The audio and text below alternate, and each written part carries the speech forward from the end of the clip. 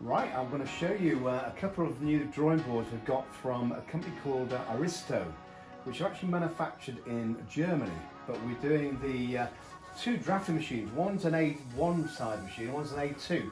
I'm just going to show you what you get when you open the box of these. So the board comes pretty much semi-set up, but all the extra pieces you'll need come in here. But there are instructions of how to actually put this together, but it is very straightforward. Just a few things you must remember when doing that. But ideally, to start off with, we get what's called the channel rail, which fits to the side of the board. But if we just firstly set up the clamps for this, now what happens is you'll have a set of screw, a nut and a bolt there. I've already actually put this one inside this here, so I've set it up like so. And then what we're going to do is we're going to set this up so it actually goes into the board like so. So if you see, that just fits in like that. And then what we'll do is just tighten up that screw like so. And that will hold that clamp now in place. And we'll do exactly the same to the other end here. So we've now got both of the clamps set up on the rail, and you'll see you just tighten the screw on both ends there, and make sure you've got enough room so you can actually get it onto the board. But these just slide onto the edge of the board and they clamp at the back. There is just a little screw, I'll show you here, that just tightens up and clamps onto the board. Now, one thing to be very careful of here is you don't need to over tighten these. Just do it finger tight, because they will break quite easily if you're trying to get a spanner or something like that on it. Also, just while we're at sort of setting this up, you can have this set up for a left-handed person as well. So it's just simply a case of putting it on the other side of the board. What I'll do is I'll set it up as a right-handed, because I would say 90% of the people will be right-handed. So we'll just tighten it up, again, very, very gently, because it doesn't really take much in the way of support anyway there.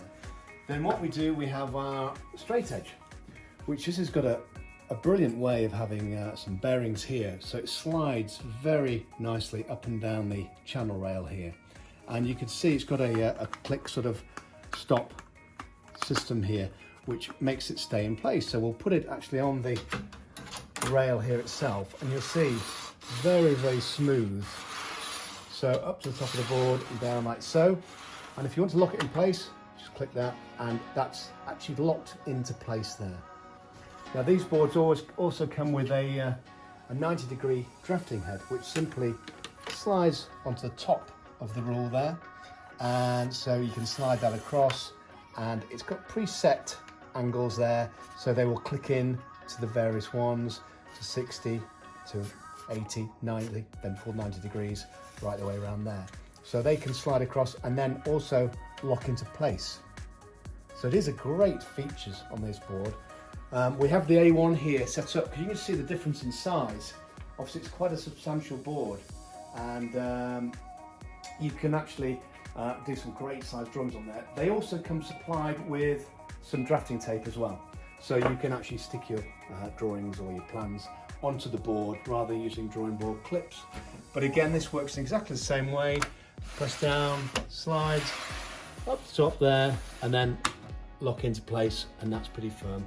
Most people say, oh, is there much movement on the end of the rule? But there isn't. There's quite a bit of length there in the rail to stop the ruler from moving.